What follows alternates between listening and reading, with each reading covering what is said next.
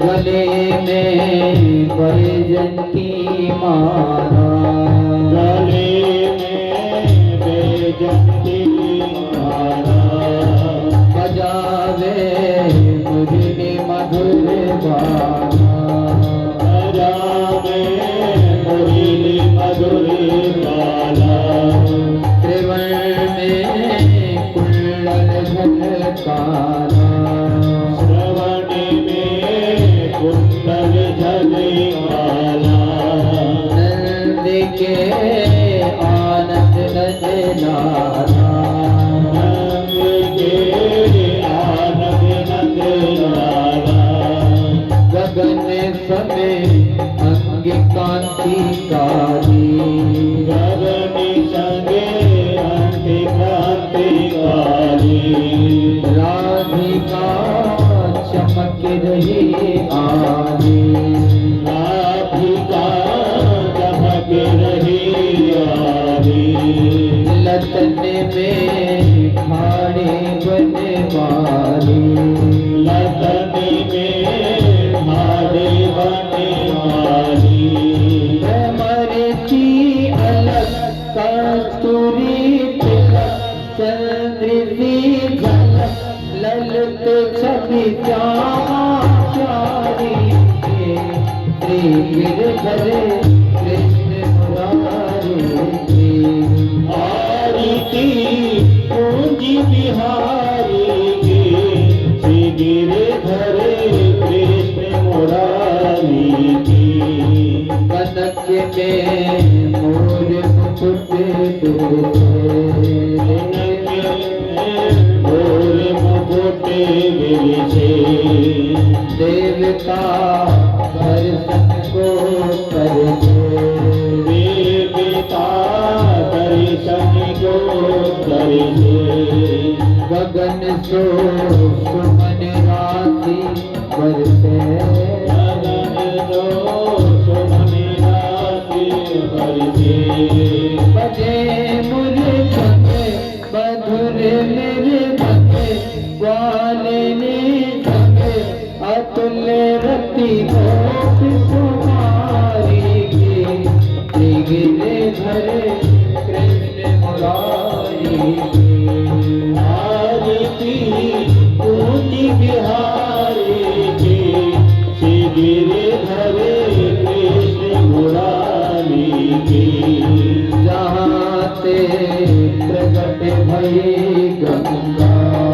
जहाँ ते प्रगट भई गंगा, सकल मल्हारिणी श्री गंगा, सकल मनहारी श्री गंगा, सिमरन ते होत मोह भंगा, श्रवण से होती मोह भंगा, बसी शिव सी जटा के भी, हरे अग्नि चरण छवि बनवारे,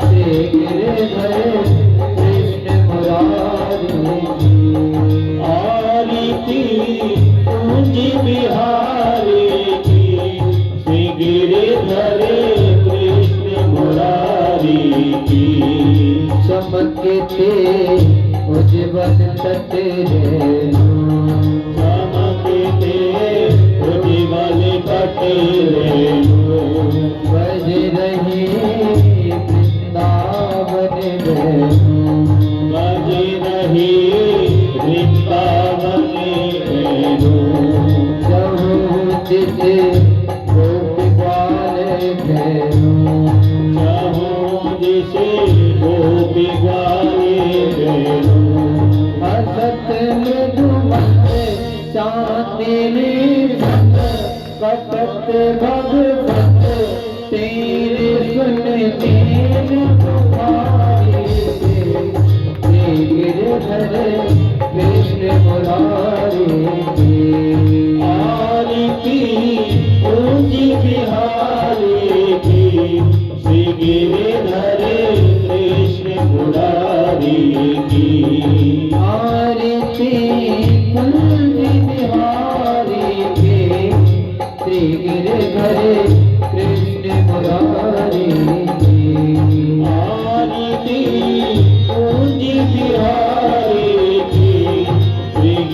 गिरिधरे कृष्ण मुरारी की कर्पूर गौरम करुणावतारम संकारकारं दुर्गेन्द्रहारं सदा वसन्तं हृदयारविन्दे भवं भवानी चैतं नमामि त्वमेव माता पिता त्वमेव बन्धु सखा त्वमेव विद्या प्रणा त्वमेव गर्भं वन्दे त्वमेव गर्भं वन्दे त्वमेव गर्भं वन्दे बोले गोविंद भगवान की जय। जलेन शीतलीकरणं पुष्पै देवाभिवन्दनम् आरोग्यार्थे आत्माभिवन्दनम् अथ ॐ द्योः शान्तिरन्तर्जगुं शान्तिः पृथिवी शान्तिरापः शान्तिरोषधयः शान्तिः वनस्पतयः शान्तिर्विश्वे देवाः शान्ति ब्रह्म शान्तिः सर्वगुं शान्तिः शान्तिरेव शान्तिः श्यामा शान्तिरेधि अथ मन्त्रपुष्पाञ्जलिम् ॐ जग्नेन जग्नमय जन्त देवास्तानि धर्माणि प्रथमान्यासन्ना तेहनाकं महिमानः स्वचन्द्र चन्द्रपूर्वे साध्याः सन्ति देवाः हरिः ॐ एकदन्ताय विद्महे वक्रतुण्डाय धीमहि तन्नो त्रिदन्ते प्रचोदयात् हरिः ॐ गणअम्बिकायै विद्महे कर्मसिद्ध्यै धीमहि तन्नो श्रीगौरी प्रचोदयात् हरिः ॐ नन्दनन्दनाय विद्महे यशोदावत्सलाय धीमहि तन्नो श्रीकृष्णा प्रचोदयात् नाना सुगंध पुष्पाणि यथा कालोद्भवानि च पुष्पाञ्जलिर्मया दत्ता गृहाणा परमेश्वरा सुमन सुगंधित सुमन लया सुमन सुभक्ति सुचार पुष्पांजलि अर्पण करो हे नाथ करो स्वीकार। भगवते श्री पुराण सुत्तमाय नमः, श्री बागेश्वराय नमः, श्री बालकृष्णाय नमः। मंत्र पुष्पांजलिं समर्पयामि। बोले बांके बिहारी लाल की जय, राधा रानी सरकार की जय, भागवत भगवान की जय, हनुमान जी महाराज की जय, व्यास जी महाराज की जय, सुखदेव जी महाराज की जय, परीक्षित जी महाराज की जय, बागेश्वर धाम की जय, सन्यासी बाबा की जय, दादा गुरुजी महाराज की जय, सद्गुरुदेव भगवान की जय। जय जय श्री राम। सभी भक्तगण अपने स्वस्थान पर विराजमान हो जाएंगे और आज कथा का विश्राम दिवस, आज विश्राम दिवस के पावन पर्व पर सभी लोग पूज्य महाराज श्री जी के मुखारविंद से बड़ी ही विलक्षण विलक्षण भगवान की लीला कथाओं को श्रवण करेंगे। और जैसा कि पूज्य महाराज श्री जी ने कल आप सबको विदित कराया कि यदि आप 6 दिनों तक की कथा ना श्रवण करें और सप्तम दिवस की संपूर्ण कथा को ध्यान लगा करके मन लगा करके श्रवण करते हैं तो निश्चित रूप से ही भगवान भागवत के द्वारा आपकी समस्त मनोरथ पूर्ण होंगे, भगवान की कृपा आप पर निरंतर बरसेगी। आइए इसी भाव के साथ सभी लोग पूज्य महाराज श्री जी के चरणों में निवेदन करेंगे कि हम सबको आज विश्राम दिवस की पावन मेला से जोड़ करके हमारे इस मानव जीवन को लाभान्वित करें। बोले वृंदावन बिहारी लाल की जय, भागवत भगवान की जय। बोले मणिवारे बाबा की जय, फलारी बाबा की जय, अपने अपने गुरु गोविंद की जय, इष्ट देवताओं की जय, कुल देवताओं की जय, ग्राम देवताओं की जय। जय जय श्री राधे श्याम।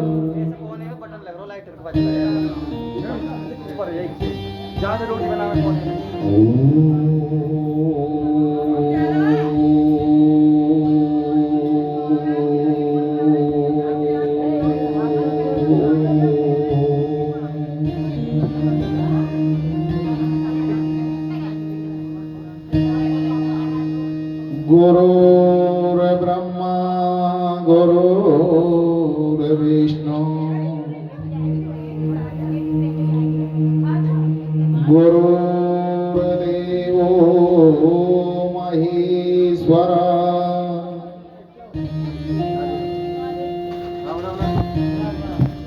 गुरु साक्षात् परम ब्रह्मा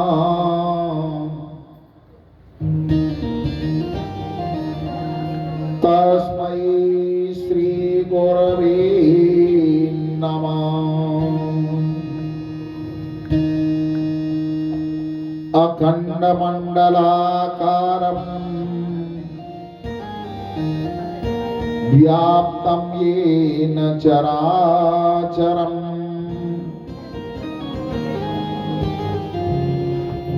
तत्पदं दर्शितं येन तस्मै श्री गुरवे नमः।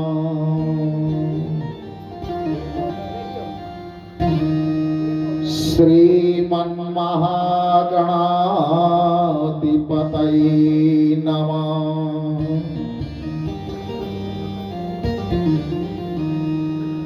लक्ष्मीनारायणाभ्यां नमः।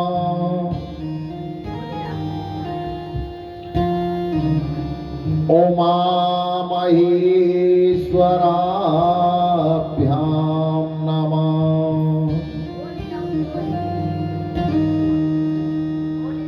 सचिपुरन्द्राभ्यां नमः।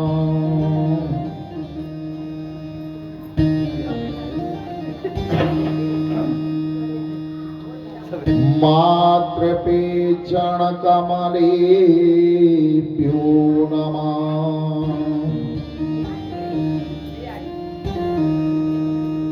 इष्टदेवताभ्यो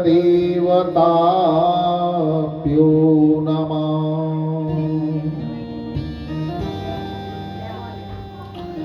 ग्रामदेवताभ्यो नमः।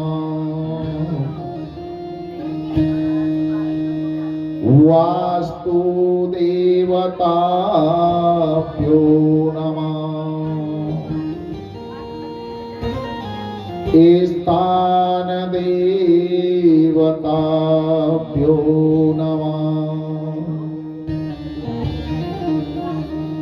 सर्वेभ्यो ब्राह्मणेभ्यो नमः। वागीश्वराय नमः। सन्न्यासीदेवाय नमः। दादा गुरुभ्यो नमः। एतत् कर्म प्रधान देवताभ्यो नमः। सेति बोधि सहिताय श्रीमन्महागणाधिपतये नमः। सच्चिदानन्दरूपाय विश्वोत्पत्त्यादिहेतवे तापत्रविनाशाय श्रीकृष्णाय वयं नमः।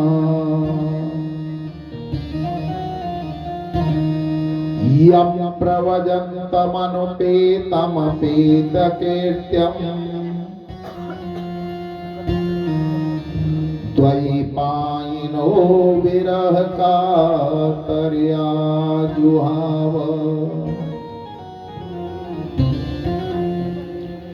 पुत्रेति तन्मया तरवो विनोदस्तम् सर्वभूत हृदयं मुनिमानतोऽस्मि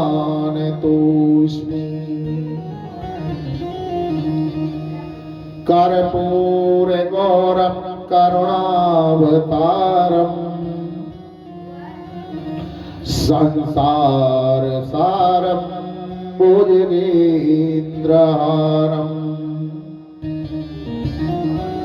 सदा वसन्तं हृदयारविन्दे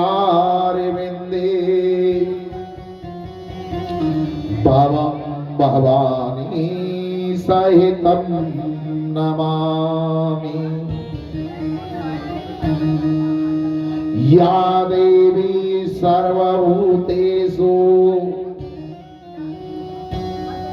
शक्तिरूपेण संस्थिता नमस्तस्यै नमस्तस्यै नमस्तस्यै नमो नमः। मनोजवं मारुततुल्यवेगं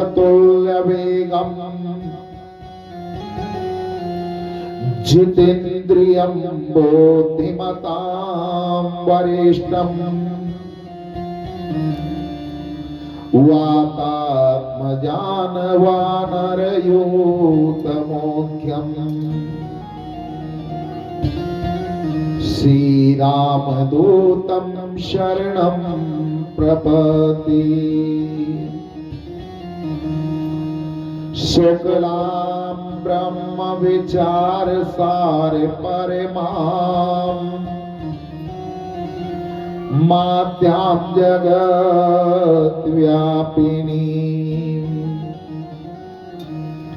वीणां पुस्तकधारिणीमभयदाम्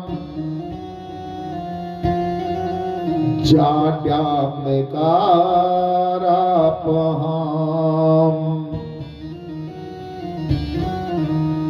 हस्ते स्फाटिकमालिकां विधवतीं पद्मासने संस्थितां वन्दे तां परमेश्वरी भगवतीं बुद्धिप्रदां शारदाम्।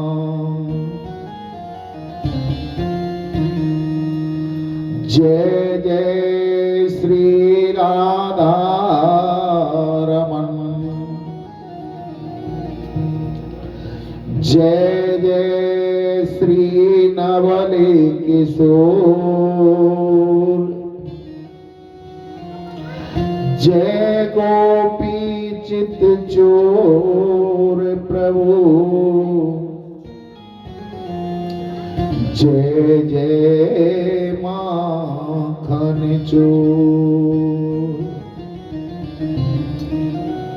गोविंद जय जय गोपाल जय जय गोविंद जय जय गोपाल जय जय गोविंद जय जय गोपाल जय जय गोविंद जय जय गोपाल जय जय राधा रमण हरि गोविंद जय जय राधा रमण हरि गोविंद जय जय ब्रह्मा जी की जय जय विष्णु जी की जय जय माँ जी की जय जय विष्णु जी की जय जय ब्रह्मा जी की जय जय विष्णु जी की जय जय माँ जी की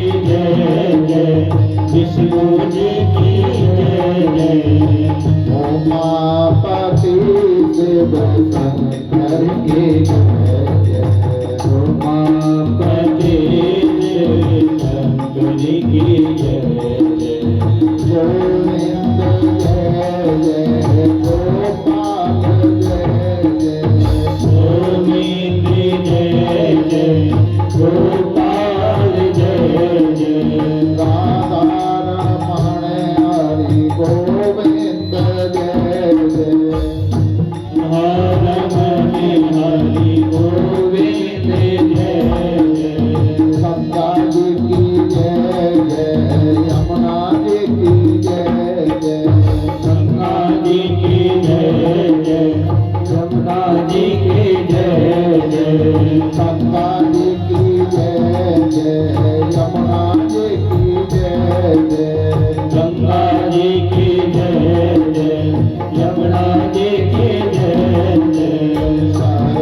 सरस्वती तेरे वैरी की जय जय सरस्वती तेरे वैरी की जय जय गोविंद जय जय गोपाल जय जय गोविंद जय जय गोपाल जय जय राधा रमण हरि गोविंद जय जय राधा रमण हरि गोविंद जय जय राम जी की जय जय सीता जी की जय जय राम जी की जय जय सीता जी की जय जय राम जी की जय जय सीता जी की जय जय राम जी की जय जय सीता जी की जय जय ससुर तुम्हार चारों की जय जय रति कुमार चारो भैया की जय जय गोविंद जय जय गोपाल जय जय गोविंद जय जय गोपाल जय जय राधा रमण हरि गोविंद जय जय राधा रमण हरि गोविंद जय जय राधा जी की जय जय रुक्मण जी की जय जय राधा जी की जय जय रुक्मण जी की जय जय राधा जी की जय जय रुक्मण जी की जय जय राधा जी की जय जय रुक्मण जी की जय जय बोल मोकट बंसी मारी की जय जय मोरे मुकुटे बंसी वाले की जय जय गोविंद जय जय गोपाल जय जय गोविंद जय जय गोपाल जय जय राधा रमण हरि गोविंद जय जय राधा रमण हरि गोविंद जय जय गोविंद जय जय बोलो गोपाल जय जय गोविंद जय जय गोपाल जय जय गोविंद जय जय बोलो गोपाल जय जय गोविंद जय जय गोपाल जय जय राधा रमण हरि गोविंद जय जय राधा रमण हरि गोविंद जय जय राधा रमण हरि गोविंद जय जय राधा रमण हरि गोविंद जय जय गोविंद जय जय बोलो गोपाल जय गोविंद जय जय गोपाल जय जय राधा रमण हरि गोविंद जय जय राधा रमण हरि गोविंद जय जय गोविंदा गोपाला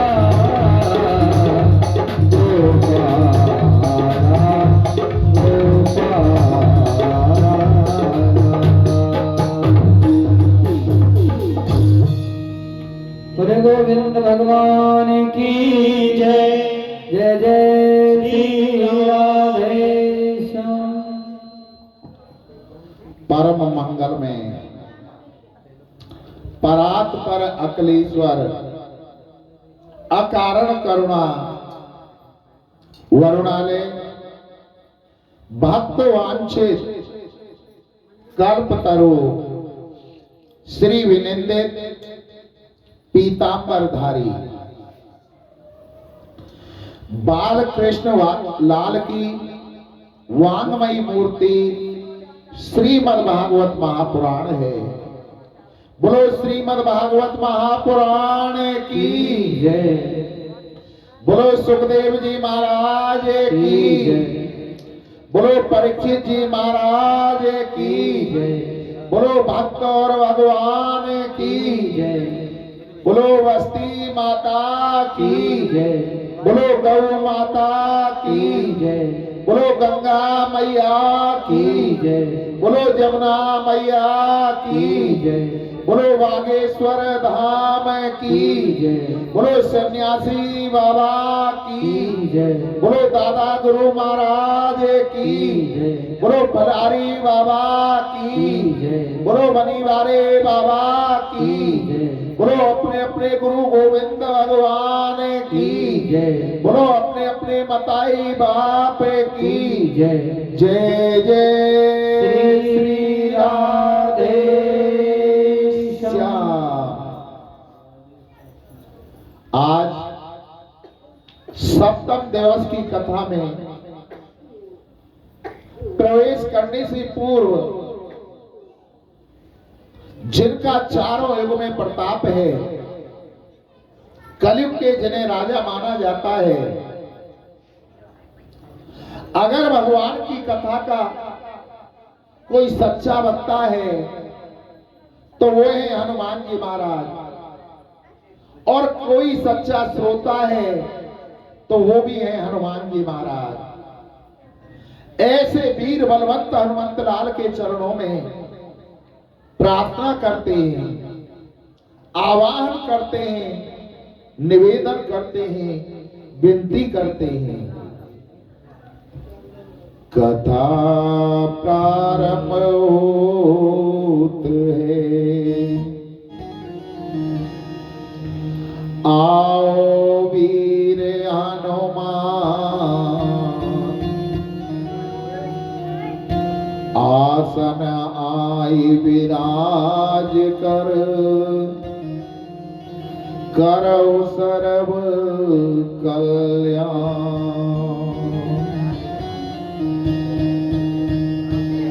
परम आदरणीय सर्वमात्र शक्ति, पिता तुल्य पुरुष शक्ति,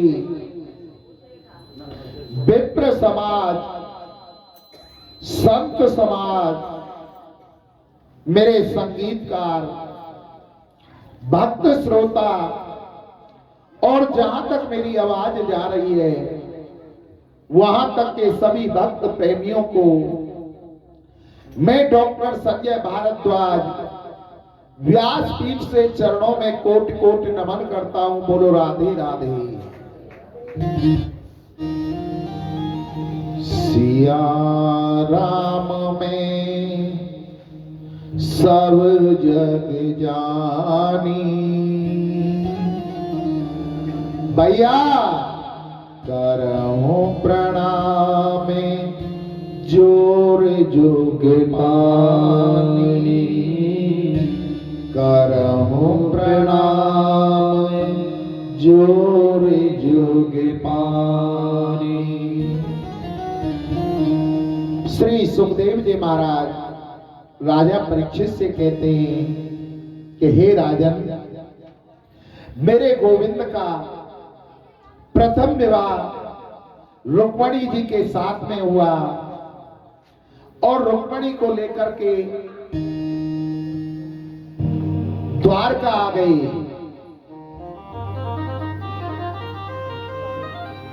अगर किसी व्यक्ति की आय 15-20 हजार रुपए हों, उससे जलने वाले कम होंगे। अगर उसी व्यक्ति की आयु आमदनी आय 1-1.5 लाख रुपए हो जाए तो उससे जलने वाले, उसकी खुशियों से जलने वाले बहुत हो जाएंगे। ऐसे ही मेरे कन्हैया के जब जीवन में खुशी आना प्रारंभ हुआ तो उनसे जलने वाले और हो गए। परंतु मेरे कन्हैया ने कभी अपने जीवन में दुख को नहीं माना। आप कन्हैया के जीवन पर दृष्टि डाल करके देखो, मेरे गोविंद का जन्म कहां हुआ? जहां चोर डकैत डाकुओं लुटेरों को बंद किया जाता है जेल के अंदर। जन्म कहीं हुआ, पालन पोषण दूसरी जगह हुआ। थोड़े बड़े हुए वहां मन उनमें लगा कि ब्रज को छोड़ करके, वृंदावन को छोड़ करके 11 वर्ष की में मथुरा आ गई। मथुरा वसुदेव देवकी में मन लगने लगा अपने माता पिता में, कि जरासंध ने आकर के वहां पर चढ़ाई कर दी। मथुरा को छोड़ करके द्वारका बसाई, और द्वारका में अब इनका यहां पर विवाह हुआ तो यहां भी इनके पीछे दुख देने वाले लग गए। परंतु मेरे गोविंद कहते हैं, दुख में तड़पो मती, सुख में भूलो मती, प्राण जाए मगर नाम भूलो मती, मुरली वाले को मन में रिझाते चलो, कृष्ण गोविंद गोपाल गाते चलो, कृष्ण गोविंद गोपाल गाते चलो, मुरलीवाले को मन से रिझाते चलो, मुरलीवाले को मन में रिझाते चलो, कृष्ण गोविंद गोपाल गाते चलो, कृष्ण गोविंद गोपाल गाते चलो, कृष्ण गोविंद गोपाल गाते चलो, गोविंद गोपाल गाते चलो। हमारे जीवन में कितनी भी परिस्थिति आ जाए, भगवान का नाम नहीं भूलना चाहिए। गोविंद के यहाँ पर मां रुक्मिणी ने बालक को जन्म दिया जिसका नाम प्रद्युम्न था। शत्रुओं की कमी नहीं थी। संबासुर राम का राक्षस आता है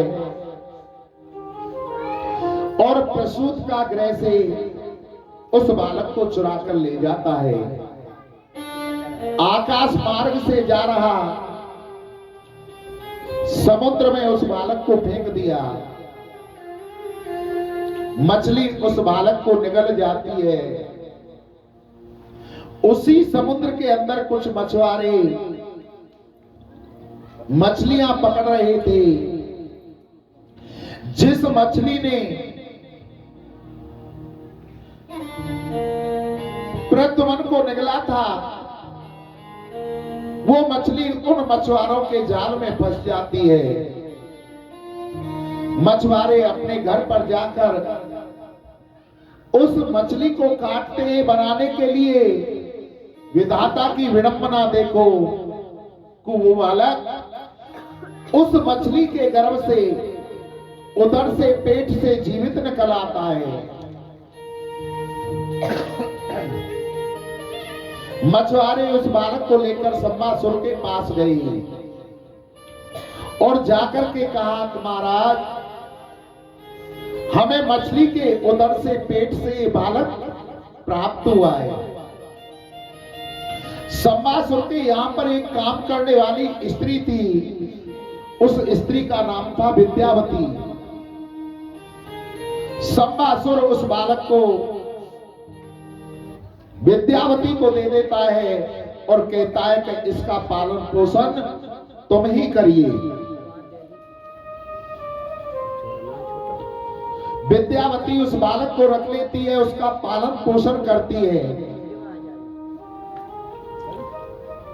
एक दिन नारद जी आकर उस विद्यावती से कहते हैं कि तुम्हारी गोद में जो ये बालक खेल रहा है ना विद्यावती, ये तुम्हारा पति है। विद्यावती हाथ जोड़ करके कहने लगी कि हे नारद जी, ये आप क्या कह रहे हो?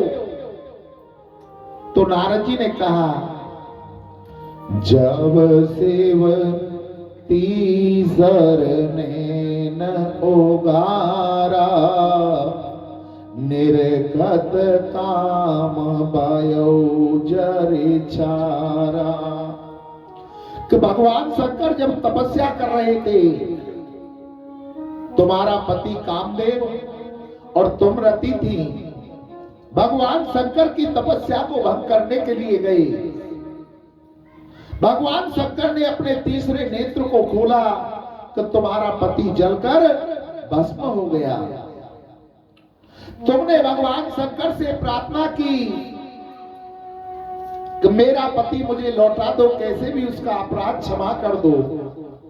तो भगवान शंकर ने कहा अब तो ये जलकर भस्म हो गया। जब आप बार बार रोई, प्रार्थना करी कि मेरा पति लौटा दो, तो भगवान शंकर ने कहा था कि द्वापर में कृष्ण के पुत्र के रूप में तुम्हारा पति तुम्हें प्राप्त होगा।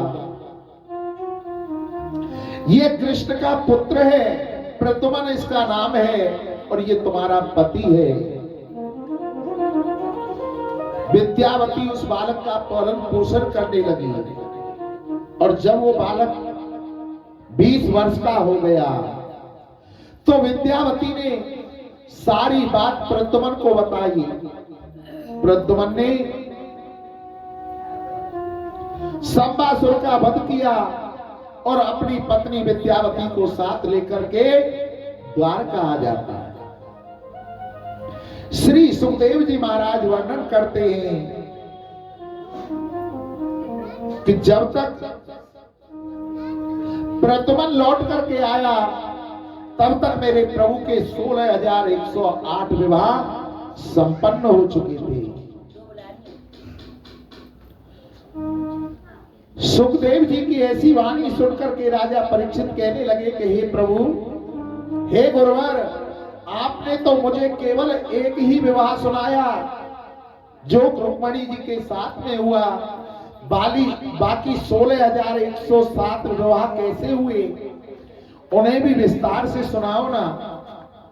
तो श्री सुखदेव जी महाराज वर्णन करते हैं कि मेरे प्रभु का गोविंद का दूसरा विवाह जामवंत की पुत्री जामवती के साथ में हुआ। उस शिक्षा से राजा परीक्षित पूछने लगे कैसे हुआ, उसको विस्तार से सुनाओ। श्री सुखदेव जी महाराज वर्णन करते हैं कि एक सत्राजित नाम का राजा था जो द्वारका घूमने आया। उस राजा के पास में एक सैमंतक मणि थी, जिस मणि की प्रतिदिन 10 घंटे पूजा की जाती थी। तो उस मणि से 8 भार सोना निकलता था। 8 भार का अर्थ समझते हो कितना होता है? किलो 2 किलो नहीं, पूरा 1 क्विंटल सोना निकलता था प्रतिदिन उस मणि से, जब उसकी 10 घंटे पूजा की जाती थी।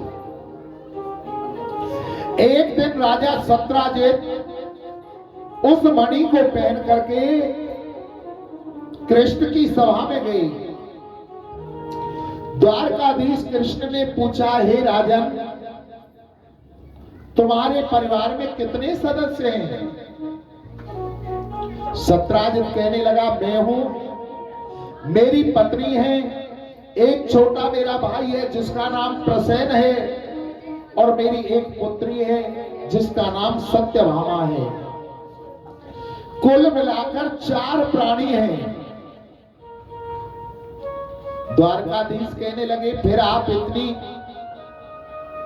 इस मणि से जो सोना निकलता है उसका क्या करते हो? इस मणि को हमारे खजाने में जमा करा दो, इससे जो सोना निकलेगा उससे हम प्रजा की सेवा करेंगे।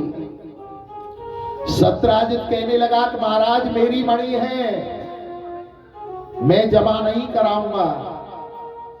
द्वारकाधीश ने कह दिया, भैया नहीं करानी तो मत कराओ, आपकी इच्छा। सत्राजित उस मणि को लेकर के अपने घर चला गया। दूसरे दिन सत्राजित का जो भाई था प्रसेन, उस मणि को पहन करके शिकार खेलने के लिए गया, और वहां जंगल में प्रसेन का किसी ने वध कर दिया। शाम को जब सत्राजित लौट करके उसके घर पर उसका भाई प्रसेन नहीं आया सत्राजित के घर पर, तो सत्राजित को अपने भाई की चिंता होने लगी। सत्राजित ने कहा कि मेरे भाई को हो न हो कृष्ण ने मरवा दिया, क्योंकि मैं 2 दिन पहले सैमंतक मणि को पैर करके कृष्ण के दरबार में गया था और कृष्ण ने मुझसे वो मणि मांगी थी, मैंने मणि देने से मना कर दिया। अगले दिन मेरा भाई उस मणि को पहन करके गया, आज तक वो लौट करके नहीं आया है। इसका मतलब भगवान ने मेरे भाई को मरवा दिया है और वो सैमंतक मणि ले ली है। अगर काजल से कोई काली वस्तु है तो वो है कलंक। किसी के जीवन पर कलंक लग जाता है, वो हटता नहीं है। श्वेत समान वस्त्र नहीं, खीर समान न भोग, त्रिया समान मित्र नहीं, कर्ज समान न रोग। श्वेत समान वस्त्र नहीं, सफेद वस्त्र कपड़े के समान कोई वस्त्र नहीं होता है। अगर सफेद वस्त्र को पहनकर तुम कोई भी गलत जगह पर बैठोगे, गलत संगत करोगे, उसमें तुरंत निशान लग जाएगा और पता पड़ जाएगा ये व्यक्ति गलत जगह बैठ करके आया है। श्वेत समान वस्त्र नहीं, खीर समान न भोग, और खीर के समान कोई भोग नहीं बताया जिससे देवता, मनुष्य, पितृ तीनों की तृप्ति होती है। श्वेत समान वस्त्र नहीं, खीर समान न भोग, त्रिया समान मित्र नहीं। त्रिया कहते हैं स्त्री को, स्त्री के समान पुरुष का कोई मित्र नहीं हो सकता है। जितना साथ हमारा पत्नी दे सकती है इतना साथ कोई नहीं दे सकता। त्रिया समान मित्र नहीं और कर्ज समान न रोग, और कर्ज के समान कोई रोग नहीं हो सकता। जिसके जीवन पर कर्ज हो जाता है उसकी दिन रात की नींद उड़ जाती है, न उसे भोजन अच्छा लगता है, न पानी अच्छा लगता है। ऐसे ही व्यक्ति के जीवन में अगर कलंक लग जाए तो उसे भी चैन नहीं आता है। द्वारकाधीश भगवान ने अपने गुरु ब्राह्मणों को बुलाया, गर्गाचार्य जी को बुलाया, सांडिल्य जी को बुलाया और उन्हें अपनी जन्मपत्री दिखाई। कहा गुरुजी देखो किस कारण मेरे जीवन में ये कलंक लगा है। तो गुरुओं ने जन्म पत्रिका देख करके कहा, हे द्वारकाधीश, आपने भादों के शुक्ल पक्ष चौथ के चंद्रमा के दर्शन कर लिए हैं। जो व्यक्ति भादों के शुक्ल पक्ष के चौथ के चंद्रमा के दर्शन करता है उसके जीवन में अवश्य ही कलंक लगता है। गोविंद ने 10-5 सैनिक लिए और अपने जीवन से, अपने चरित्र से उस कलंक को हटाने के लिए जहां प्रसेन गया था जिस जंगल में, उधर जाना प्रारंभ कर दिया। जंगल में थोड़ी ही दूर गए कि प्रसेन मरा पड़ा है और वहां से एक शेर के पैरों के निशान आगे जा रहे हैं। उन पैरों के निशानों का पीछा करते करते द्वारकाधीश आगे बढ़े तो कुछ दूरी पर जाकर के देखा को शेर भी मरा पड़ा है। वहां से एक रीछ के पैर जा रहे, उन रीछों के पैरों का पीछा करते करते गोविंद आगे बढ़े तो वो पैर एक गुफा में प्रवेश कर रहे थे। गोविंद भी उसी गुफा में प्रवेश कर गए। और उस गुफा में जाकर के देखा तो उसके अंदर एक अति सुंदर कन्या उस मणि के साथ खेल रही है। कन्हैया ने कहा, हे देवी तुम कौन हो, तुम्हारा क्या परिचय है और इस मणि को हमें दे दो। इस मणि के कारण हमारे जीवन पर कलंक लगा है। इतनी ही बात हो रही थी कि जामवंत जी आ गए और उनकी बातों को सुनने लगे। जामवंत की पुत्री जामवती कहने लगी, मेरा नाम जामवती है, मैं जामवंत जी की पुत्री हूं और उन्होंने ही ये मणि मुझे ला करके दी है। इतने में जामवंत जी कहने लगे, अगर आपको ये मणि चाहिए तो आपको मुझसे युद्ध करना होगा। जामवंत जी का और द्वारकाधीश का युद्ध प्रारंभ हो जाता है। ये जामवंत जी कौन थे? ये वही जामवंत थे जो त्रेता युग में भगवान राम की सेना के प्रमुख सेनापति थे, जिन्होंने उस युद्ध में भाग नहीं लिया था। सब वानरों ने राक्षस मारे और जब वानरों से पूछा गया, भैया तुमने कितने मारे, तो कई कह रहा मैंने 50 राक्षस मारे, कोई वानर कह रहा मैंने 100 राक्षस मारे, कोई 10 बता रहा, कोई 5 बता रहा। जामवंत जी की जब बारी आई तो वानर कहने लगे कि ये तो बूढ़े हैं, इन्होंने एक भी नहीं मारा, इन्होंने युद्ध में भाग ही नहीं लिया।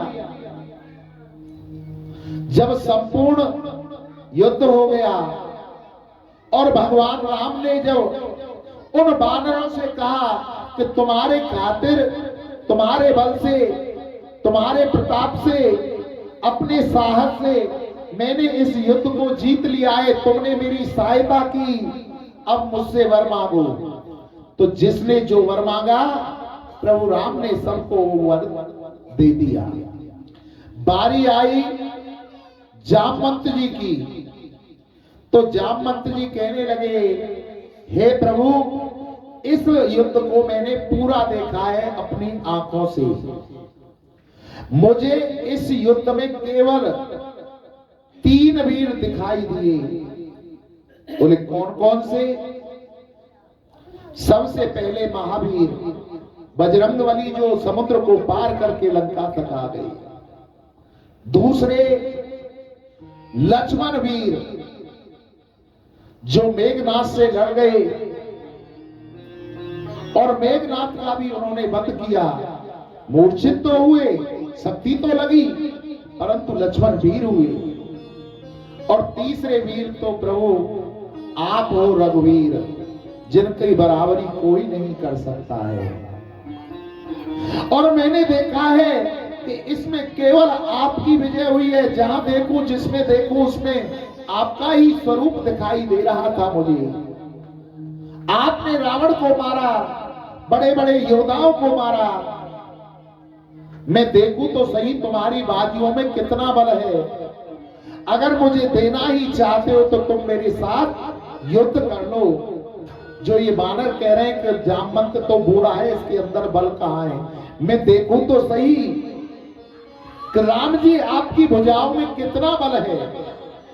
राम कहने लगे कि हे जामवंत जी, यहां पर मेरा और आपका गुरु, स्वामी और सेवक का नाता है। स्वामी और सेवक की लड़ाई नहीं हो सकती, गुरु और शिष्य की लड़ाई नहीं हो सकती। परंतु आपकी इस अभिलाषा को मैं अगले जीवन में अवश्य पूर्ण करूंगा। मैं द्वापर में तुम्हारी इस अभिलाषा को पूर्ण करूंगा। जिस जामवंत को बूढ़ा माना था, उसे कृष्ण से मल्ल युद्ध करते करते 28 दिन हो गए। 28 दिन तक जामवंत जी का और द्वारकाधीश का मल्ल युद्ध लड़ाए। अब आप समझ सकते हो कितनी ताकत थी जामवंत जी के अंदर, जो प्रभु से 28 दिन तक लड़ता रहा। जब से एक युग बीत चुका था, त्रेता से द्वापर आ गया। आज मेरे प्रभु ने जामवंत की नस नस को ढीला कर दिया और फिर अपने एक झांकी धनुष्वान के रूप में जामवंत जी को दिखाई। जामवंत जी तुरंत समझ गए कि ये तो मेरे प्रभु श्री राम हैं। कहने लगे कि प्रभु, आपने मेरी अभिलाषा को पूर्ण कर दिया। जो मेरी युद्ध करने की अभिलाषा थी, आज उसको आपने पूर्ण किया है। अब आप मेरे जीवन पर एक कृपा और कर दीजिए। बोले क्या? कि जो मेरी ये पुत्री है जामवती, इसे आप पत्नी के रूप में स्वीकार कर लीजिए। मेरे गोविंद का दूसरा विवाह जामवती के साथ में हुआ और कन्यादान के रूप में जामवंत जी ने जो सैमंतक मणि थी वो अपने कन्या के हाथ पर रख करके और अपनी कन्या का हाथ गोविंद के हाथ में दे दिया। अपनी पत्नी को लेकर के जामवती को द्वारका आए। वो सैमंतक मणि जिसके कारण कन्हैया के जीवन पर कलंक लगा था, उस मणि को राजा सत्राजित को बुला करके दे दी और कही कि हे राजन, तुमने इस मणि के कारण मेरे जीवन पर कलंक लगाया था। लीजिए अपनी मणि। सारी बात बताई। तुम्हारे भाई को शेर ने मारा, शेर को रीछ ने मारा और रीछ के यहां से मैं ये मणि जीत करके लाया हूं। सत्राजित अपनी मणि को लेकर अपने घर गया। बड़ी गिलानी हुई मन में। रात भर सत्राजित को नींद नहीं आई और दूसरे दिन खड़ा होकर के स्नान आदि करके द्वारकाधीश के पास में आया और कहा, हे द्वारकाधीश, हे गोविंद, हे कन्हैया, मुझे क्षमा कर दो, मुझे क्षमा कर दो। द्वारकाधीश कहने लगे, भैया सत्राजित राजा, हमने तो तुम्हें कल ही क्षमा कर दिया था। बोले मैं नहीं मानता। अगर आपने मुझे क्षमा कर दिया है तो मेरी जो पुत्री है सत्यभामा, उसे आप पत्नी के रूप में स्वीकार करो। मेरा तीसरा विवाह मेरे प्रभु का सत्यभामा के साथ में हुआ। बेटा ये लाइट जलवा दो तो बाल करना ऊपर से बंद कर दो। श्री सुखदेव जी महाराज वर्णन करते हैं कि एक बार मेरे गोविंद अर्जुन के साथ में यमुना जी के किनारे जंगल में जा रहे थे तो वहां उन्होंने एक युवती को तपस्या करते हुए देखा। अर्जुन ने रथ को रोका और उससे पूछा, देवी तुम कौन हो और इस बियाबान जंगल में क्यों तपस्या कर रही हो? तुम्हारा क्या परिचय है? उस देवी ने कहा, मैं सूर्य की पुत्री हूं, यमराज की बहन हूं, कालिंदी यमुना मेरा नाम है और मैं यहां पर तपस्या किस लिए कर रही हूं? अहम देवस्य सवितुर द्वैता पतिमक्षति विष्णु वरण्य वरद तप परमाश्रता। कि मैं इसलिए तपस्या कर रही हूं, जो विष्णु का रूप कृष्ण अवतार लिया है वो मुझे पति के रूप में प्राप्त हो जाए। अर्जुन कहने लगे, तुम्हारी तपस्या पूर्ण हुई, अब आगे तुम्हें तपस्या करने की जरूरत नहीं है, क्योंकि द्वारकाधीश तो मेरे साथ रथ में बैठे हुए हैं। चौथा विवाह मेरा गोविंद का कालिंदी यमुना के साथ में हुआ। अवंती नगरी, जिसे आज उज्जैन के नाम से जाना जाता है, वहां के दो भाई थे, बिंद और अरविंद। उनकी परम लाडली बहन थी जिसका नाम था मित्रविंदा। पांचवा विवाह मेरे गोविंद का मित्रविंदा के साथ में हुआ। कौशल देश के राजा थे नगंजित।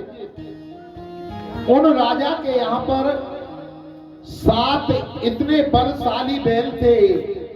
एक एक बैल के अंदर 1000 आदमी का बल था। उस राजा ने घोषणा करवा रखी थी, जो भी एक साथ इन 7 बैलों के नकेल डाल देगा, उसी के साथ हम अपनी बहन का विवाह कर देंगे। द्वारकाधीश ने, गोविंद ने 7 बैलों के एक साथ नकेल डाल दी और मेरे प्रभु का छठा विवाह सत्यानगंजित के साथ में हुआ। 7वां विवाह मेरे गोविंद का भद्रा के साथ में हुआ और 8वां विवाह लक्षणा के साथ में हुआ। इस प्रकार प्रभु की 8 पटरानी है। श्री सुखदेव जी महाराज वर्णन करते हैं कि एक भौमासुर नाम का दैत्य था, जो भूमि से उत्पन्न हुआ था। इतना क्रूर राजा था वो कि जिस भी राजा के वहां जाता और वहां के राजा की पुत्री को देखता, जो भी सुंदर युवती उसे मिलती, उसी को चुरा करके लाकर अपनी जेलों में बंद कर देता था।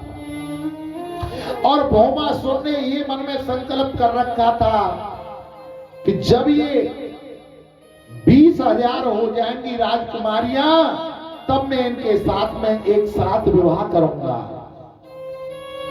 आज तक उस राजा ने 16,100 राजकुमारियों को अपनी जेल में बंद कर लिया था। उन राजकुमारियों ने द्वारकाधीश के लिए पत्र लिखा, कन्हैया के लिए पत्र लिखा कि हे द्वारकाधीश, आप कैसे भी हमें इस दुष्ट से बचाओ, इसके कारागार से छुड़ाओ। गोविंद को जब वो पत्र मिला, गोविंद अपने साथ में सत्यभामा को लेकर के भौमासुर के वहां पहुंच जाते हैं।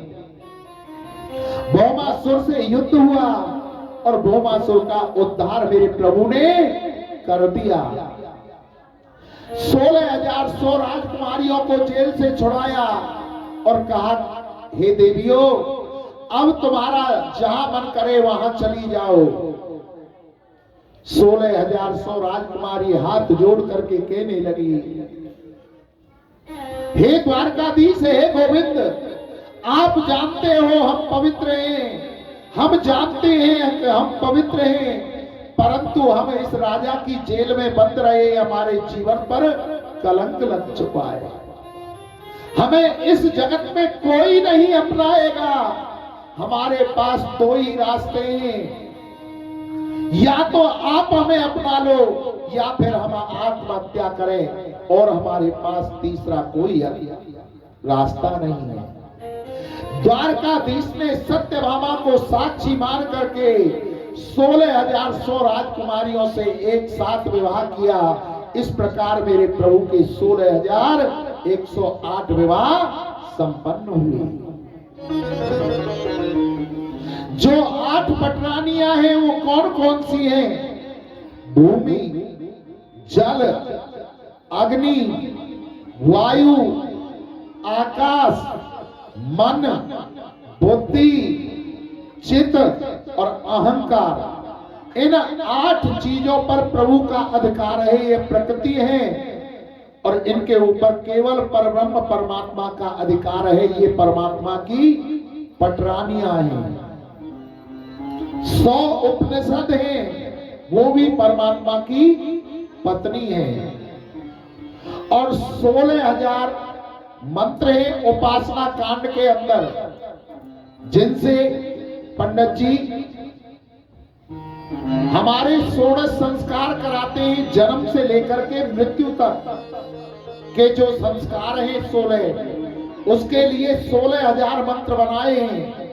वो 16,000 मंत्र भी कृष्ण की पत्नी बने। इस प्रकार मेरे प्रभु के 16,108 विवाह संपन्न हुए। अपनी पत्नियों के साथ में रहते हैं। और आपको एक चीज और बताऊं, प्रत्येक रानी से 10 पुत्र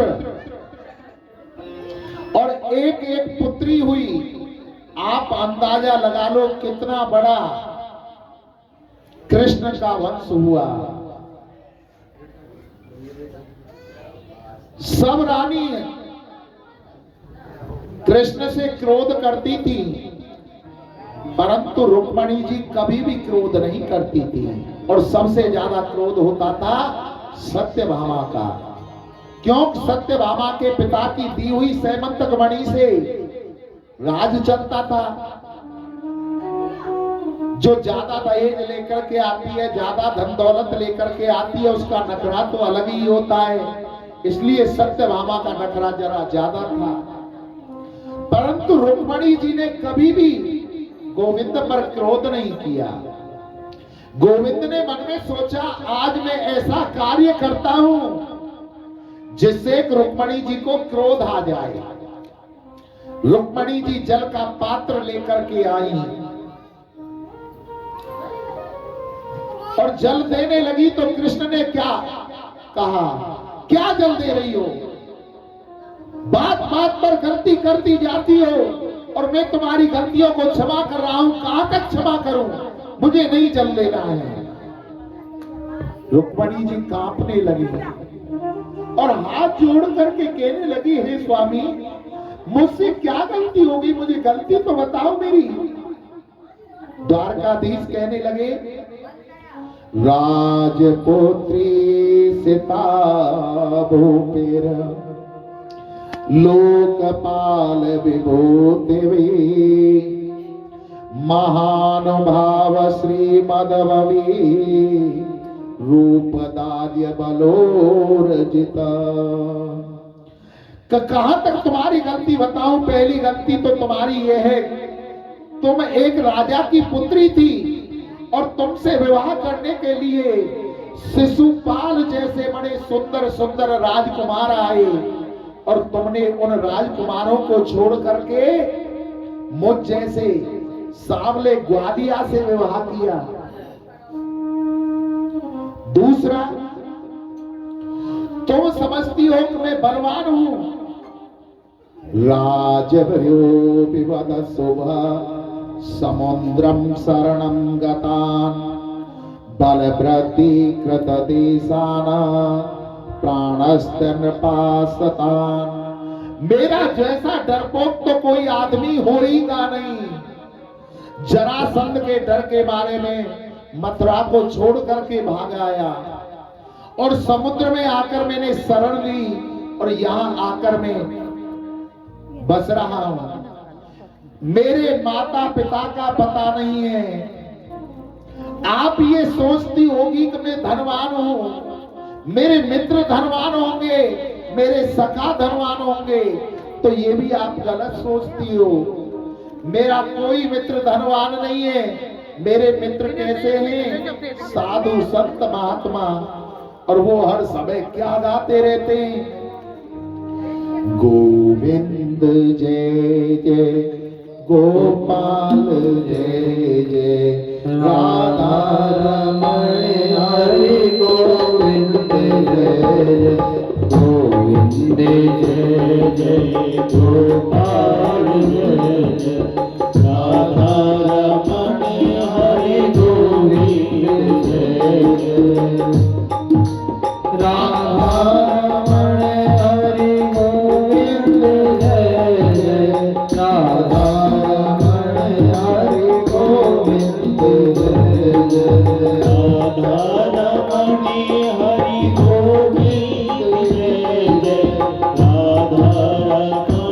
हरि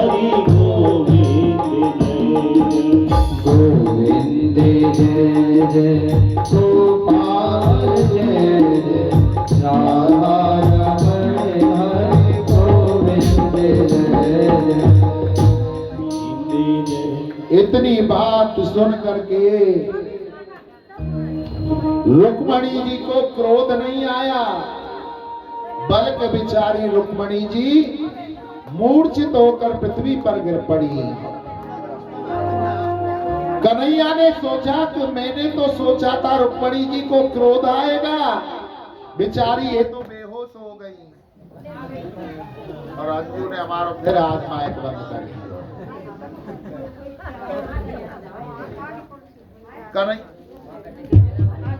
आगे के लगे हम पैसे का मजा रुक्मणी जी को अपनी गोद में उठाया, पलंग पर लटाया, जल के छींटे लगाए और पंखा से हवा करने लगी। घंटे 2 घंटे बाद रुक्मणी जी को जब होश आया,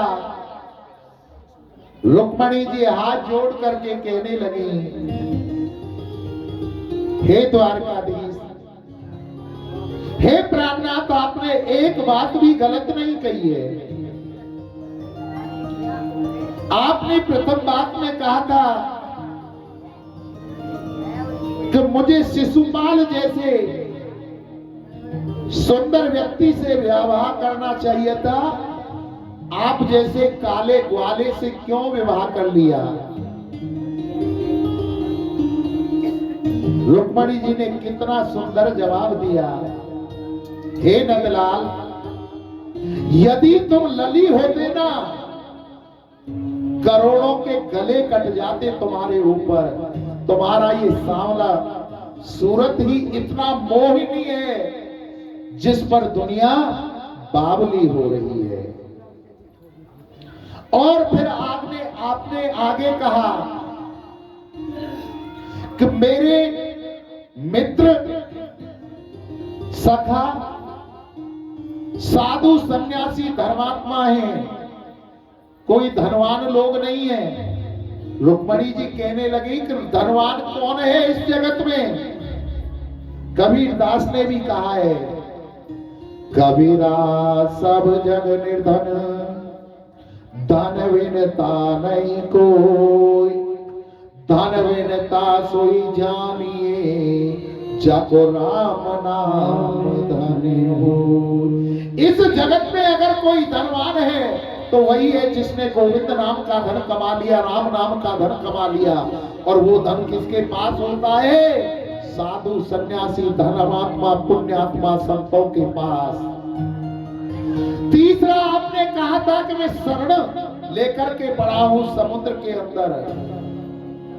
आपका विज्ञान कितना अद्भुत चमत्कार है। कोई एक ईंट तो रुका करके दिखा दे समुद्र के अंदर, जहां का आपने पूरी नगरी बसा रखी है, द्वारका बसा रखी है। और गोविंद, कहां तक तुम्हारे चरित्रों का मैं वर्णन करूं, जिसके ऊपर दुनिया तुम पर बावली हो रही है, तुम्हारी सूरत पर खो रही है। तुम्हारे पास एक मुरली है जो बांस की है, जिसने दुनिया को पागल कर रखा है। अगर वो सोने की होती तो क्या कर देती? घनश्याम तेरी बंसी पागल कर जाती है।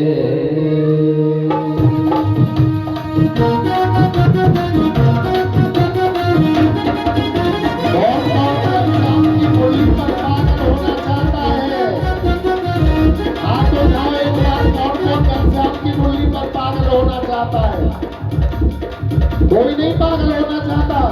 होना चाहते हो? हाथ उठाओ। अच्छा, खड़े होके सामने आ जाओ। घनश्याम तेरी बंसी पागल कर जाती है, घनश्याम तेरी बंसी पागल कर जाती है, घनश्याम तेरी बंसी पागल कर जाती है, घनश्याम तेरी बंसी पागल कर जाती है। मुस्कान तेरी मीठी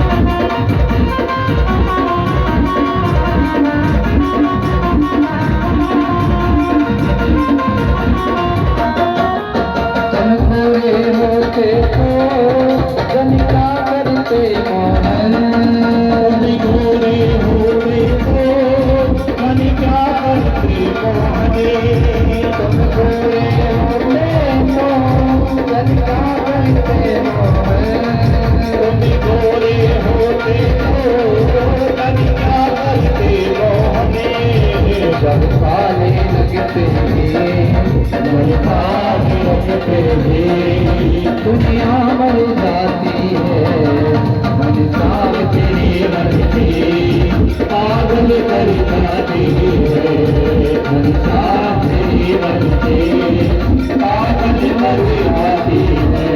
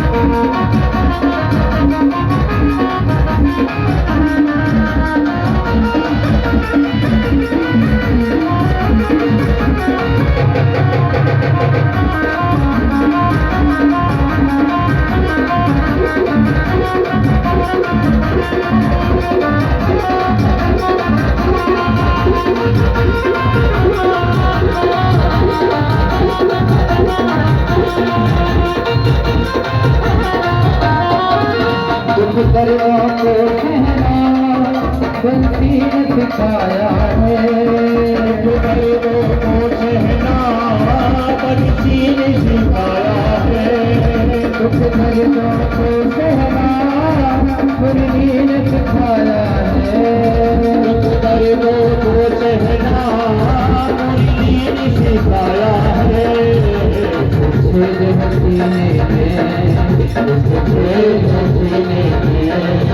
फिर भी मुस्कुराती है पंजाब तेरी बंसी पागल कर जाती है पंजाब तेरी बंसी पागल कर जाती है पंजाब तेरी बंसी पागल कर जाती है मुस्कान तेरी मीठी मुस्कान तेरी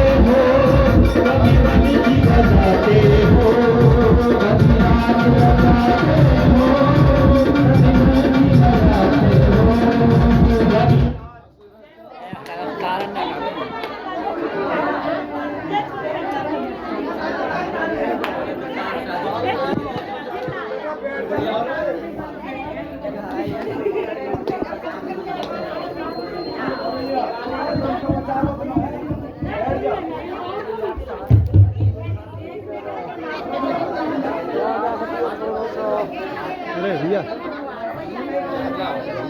साइड रख दो बस।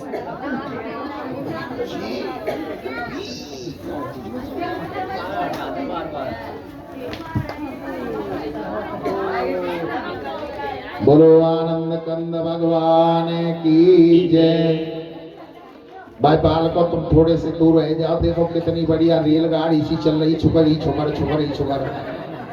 सबर पंचर सो कर दियो तुमने, हवा तो टायर भी निकाल दी। थोड़े से दूर रहो। बोलो आनंद कंद भगवान की जय। जय श्री राधे श्याम।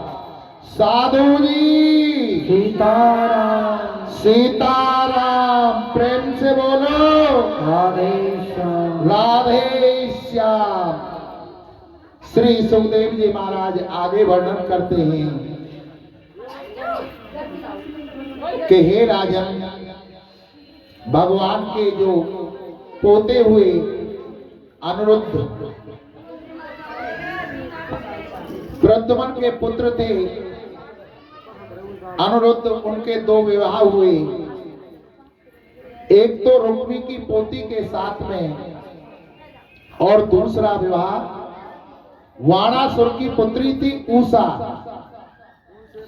उषा ने स्वप्न में प्रद्युम्न नंदन अनिरुद्ध को देखा और उन पर मोहित हो गई। तो उनकी एक सहेली थी जिसका नाम था चित्रलेखा। चित्रलेखा को अपने पास बुलाया और कहा कि हे सहेली, तू द्वारका जा और द्वारका में से अनिरुद्ध को चुरा करके कैसे भी लिया। चित्रलेखा द्वारका जाती है और रात्रि में ही सोते हुए अनिरुद्ध को चुराकर ले आती है। प्रात वेला हुई, अनिरुद्ध द्वारका में नहीं, पूरी द्वारका में खोज मच गई। आखिर अनिरुद्ध गया तो गया कहां? फिर नारद जी ने आकर के सूचना दी तो वाणासुर की पुत्री उषा है, उसके पास तुम्हारा पोता है। गोविंद सेना लेकर के वाणासुर से युद्ध करने के लिए चले गए और वाणासुर था भगवान शंकर का। वाणासुर ने भगवान शंकर को याद किया। वाणासुर की सहायता करने के लिए भगवान शंकर आ जाते हैं। भगवान शंकर और द्वारकाधीश की बात हुई।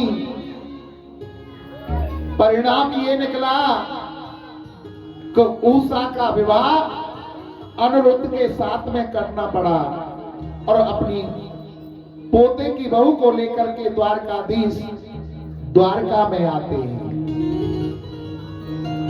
इस प्रकार अनिरुद्ध के दो विवाह संपन्न हुए। कोरस देश का एक राजा था जिसका नाम पौंड्रिक था। एक बार वो राजा काशी में भ्रमण करने के लिए आया और काशी के राजा से पूछने लगा, हे काशी नरेश, दुनिया द्वारकाधीश को भगवान क्यों मानती है?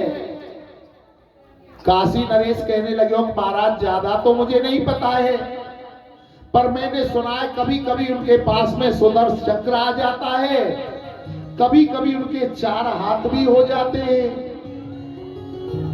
बोले बस इन 2 बातों के ऊपर उन्हें पब्लिक ने भगवान मान रखा है। बोले हाँ। सीधा बढ़ई के पास गया और बढ़ई से कहा, भैया 2 हाथ काट के बना। 2 हाथ काट के बनवा लिए, उन पे ऐसा पेंट करवा लिया जैसे शरीर का रंग होता है और उन्हें अपने पीछे ऐसे बनवा लिया जैसे वास्तविक के 2 हाथ हों आशीर्वाद देते हुए। एक पीतल का सुदर्शन चक्र बनवाया। जिस रथ पर वो पौंड्रिक चलता था उस रथ में फिट करवा लिया और उसका बटन अपनी उंगली के पास रखवा लिया।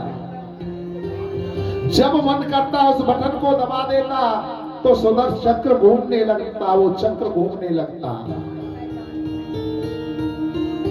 कस्तूरी मंगा करके उसे घिसकर अपने शरीर पर लगा लिया, काला काला शरीर कर लिया और अपना नाम रख लिया कृष्ण वासुदेव पौंडरीक। सारी प्रजा में घोषणा करवा दी कि आज से कोई भी कृष्ण की पूजा नहीं करेगा, अगर पूजा करनी है तो हमारी करो, यज्ञ करना है कृष्ण पौंडरीक यज्ञ करो। प्रजा बेचारी डर गई और वाके कहे अनुसार पूजा करने लगी। पूजा भी कैसे करती, उसकी आरती कैसे करती? ओम जय पौंडरीक वासुदेवा, स्वामी जय पौंडरीक वासुदेवा, भक्त जनों के स्वामी, भक्त जनों के स्वामी, प्राणन के लेवा। ओम जय पौंडरीक वासुदेवा, प्राणन के रक्षक नहीं, प्राणन के लेवा। पत्र लिख दिया कृष्ण को, हे गोविंद, हे कन्हैया, अगर तुम्हारे अंदर ताकत है तो आप हमसे युद्ध करने के लिए आ जाओ। पत्र जब गोविंद को मिला,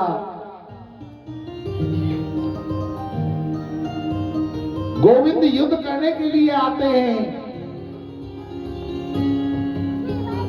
युद्ध प्रारंभ हो गया, बहुत भारी युद्ध चला और मेरे प्रभु ने राष्ट्र में ऐसा प्रहार किया, ऐसा प्रहार किया, पौंडरीक का सर धड़ से अलग कर दिया, पौंडरीक का उद्धार कर दिया। श्री सुखदेव जी महाराज वर्णन करते हैं कि जब कन्हैया कहीं बाहर जाते तो एक रूप धारण कर लेते हैं और अपने महलों में जाते हैं। 16,108 महल थे, सब में अलग अलग रूप में प्रत्येक रानी के साथ में रहते थे। नारद जी पांडवों का निमंत्रण लेकर के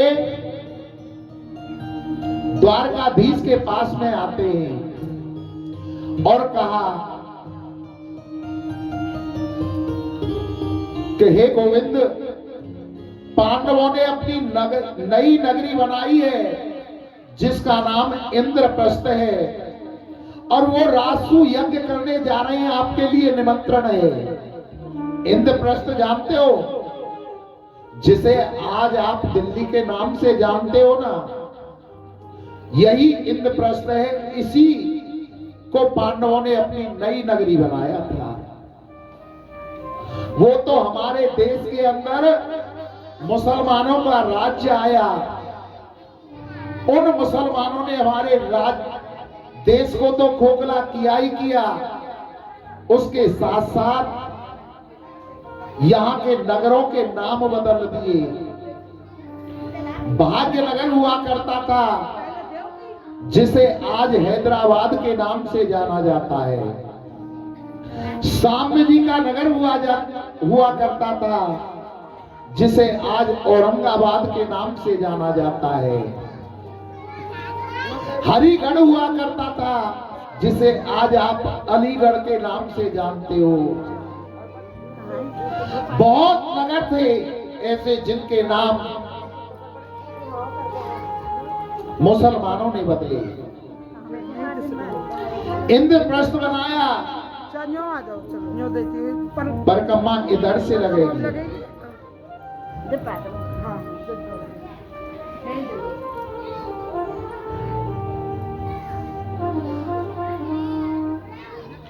उसी समय एक दूत और पत्र लेकर के आता है गोविंद के पास में। उस पत्र को पढ़ा तो उसमें राजाओं ने लिखा था कि मगध का राजा हमारे ऊपर अत्याचार कर रहा है, आप कैसे भी हमें मगध के राजा जरासंध से मुक्ति दिलाइए, रहाई दिलाइए, उसका कोई प्रबंध कीजिए। अभी अभी हम मन में याद कर रहे कि हमारो चेला चंगीलाल कहाँ रह गए हो, कल ये भी उल्टी परिक्रमा दे रहो, उल्टी परिक्रमा पे हमें याद आ गए तो तुरंत नाम लियो और चंगीलाल हाजिर हो गए। परिक्रमा ना दे रहा हूँ, वैसे मैं आपके आशीर्वाद लेने के लिए आ रहा था। हम कब कह रहे, तुम ही तो कह रहे हो। ऐसे लगती है। ऐसे नमूना यहाँ ना मिले, पीलक में मिले, आप जानो तो हो। श्री सुखदेव जी महाराज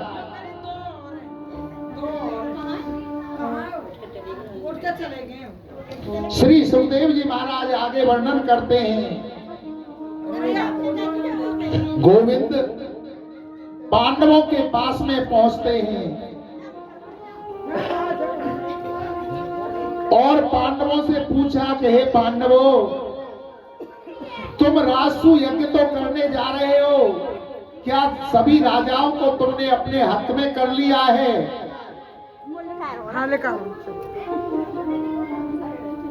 पांडव कहने लगे कि महाराज और तो सब राजा हमारे हक में है, एक मगध का राजा है जो बड़ा दुष्ट है, जो बड़ा अत्याचारी है, केवल वही हमारे हक में नहीं है।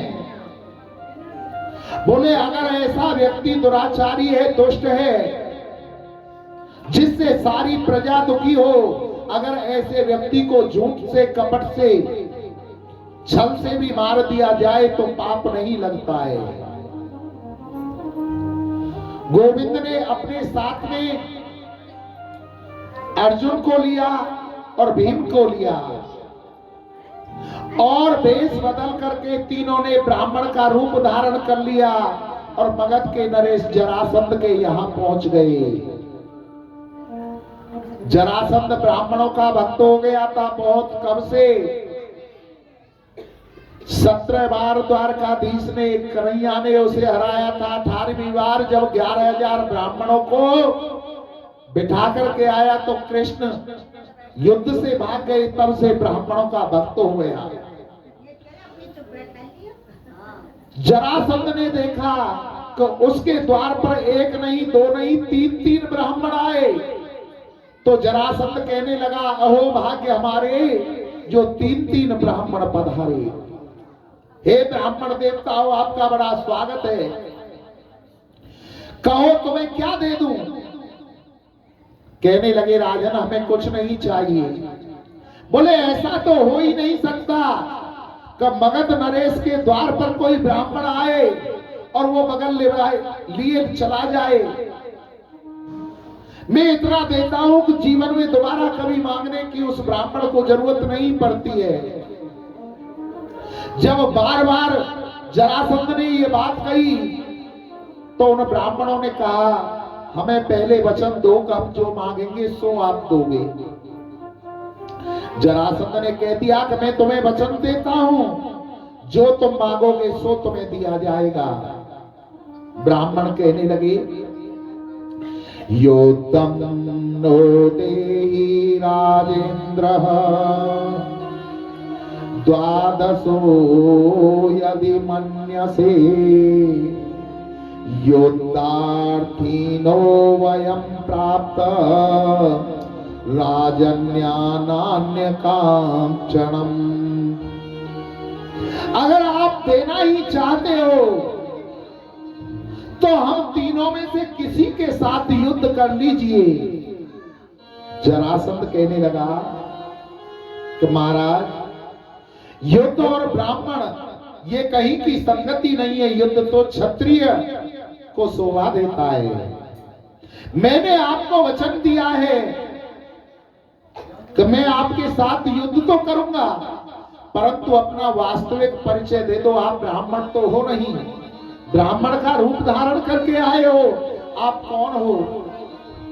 कृष्ण कहने लगे कि जो हमारी बाईं तरफ ठाड़े हैं ये पांडु पुत्र अर्जुन हैं और जो इनकी हमारे दाईं तरफ ठाड़े हैं इनके ज्येष्ठ भ्राता भीमसेन हैं। बोले तो आप कौन हो? हम इनके मामा के लड़का और तुम्हारे पुराने शत्रु कृष्ण हैं। जरासंध सोचने लगा बात मिट्टी में मल जाएगी।